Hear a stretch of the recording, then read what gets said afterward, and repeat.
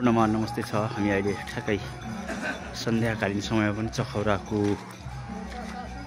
यो हाम्रो एउटा दङ्गी सराङ गाउँपालिका चखौरा दाङमा आएका छौँ र सो योलाई हेरौँ भनेर एकचोटि हाम्रो टोलीले गरेको थिए सबैजनाले र हेर्दै हुनुहुन्छ। यो चाहिँ हाम्रो टोली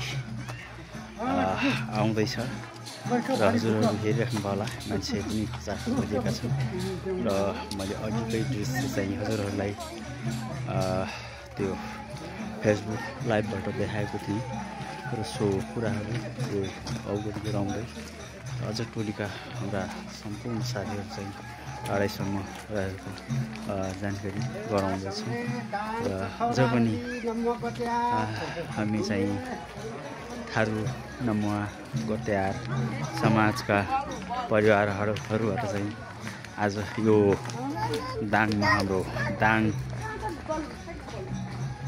कनरिया घोराई उपमहानगरपालिका कनरियामा बैठक सम्पन्न गरी खाना खाएर हामी चाहिँ हजुरहरूको यस चखौरा दङ्गी सराङ चखौरामा चाहिँ उपस्थित भएका छौँ र बाँकी यो दृश्यहरू म हजुरहरूलाई देखाउने नै छु र यहाँ पूर्ण रूपले मान्छेहरू भरिभर र यति साँझ भए पनि रहेका छन् र ठ्याक्कै साइडमा रहेको छ पौरा घर कोसेली घर। यसबाट हजुरहरूले सामान किनेर हाम्रो थारू पहिरन थारू संस्कृतिको कला सम्पूर्ण चिजहरू चाहिँ यसबाट लान सक्नुहुन्छ र जुन एउटा राम्रो कलात्मक सम्पूर्ण सबै चिजहरू चाहिँ यसमा राखिएको छ।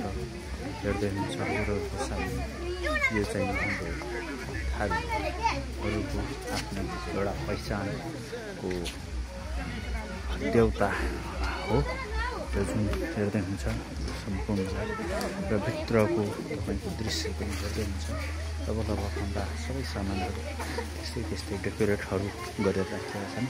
र साइडमा हेर्नुहोस् बेलुवा राखिएको छ र अहिलेलाई तिमीलाई भित्र छिर्न भ्याउँदिनँ र पछि समय मिलेमा सकेसम्म त्यो देखाउने प्रयत्न गर्नुहोस्।